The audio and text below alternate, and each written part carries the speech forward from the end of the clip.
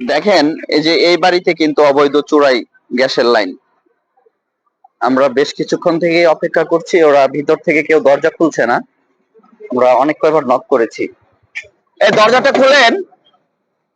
ওরা কিন্তু ভিতরেই আছে। আমি যদি দেখাই আপনাদেরকে, দেখেন ওরা কিন্তু ভিতরে কাজ করতেছে, অনেকে হাঁটাহাঁটি করতেছে, কিন্তু কেউ দরজা খুলছে না, দেখতে পাচ্ছেন।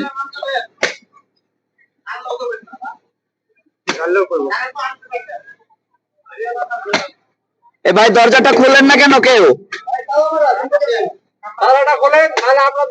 মানে আপনারা কি বাইরে বের হন না? হ্যাঁ,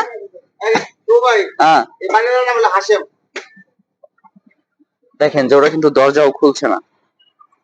চোরাই গ্যাসের লাইন ব্যবহার করবে। এদের লাইনে যে উচ্ছেদ করা হচ্ছে, তিতাস গ্যাস থেকে লোক এসেছে। মিটার ব্যাপী উচ্ছেদ অভিযান চালু করেছি। শুরু থেকেই আমরা এই ধরনের নিম্ন পাইপ দিয়ে এই ধরনের গ্যাস যারা ইউজ করতেছে তাদের সংযোগগুলোকে আমরা বিচ্ছিন্ন করতে সমর্থ হয়েছি, এবং তাদের যারা এই ধরনের গ্যাস ইউজ করছে তাদের আমরা নাম ঠিকানা আমরা নিচ্ছি, এবং তাদেরকে নিয়মিত মামলা করার জন্য আমরা ব্যবস্থা গ্রহণ করব। আমাদের সাথে আমাদের আইন শৃঙ্খলা বাহিনী আমাদের সাথে সর্বতই আছেন, তারা আমাদেরকে সাহায্য করছেন।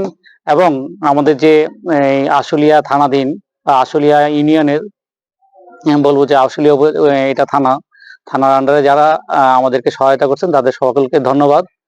আর আমাদের এই অভিযানটা সবসময়ই চলমান, এবং যতক্ষণ পর্যন্ত একটা অবৈধ সংযোগ থাকবে ততক্ষণ পর্যন্ত আমাদের এটা চলমান থাকবে ইনশাআল্লাহ।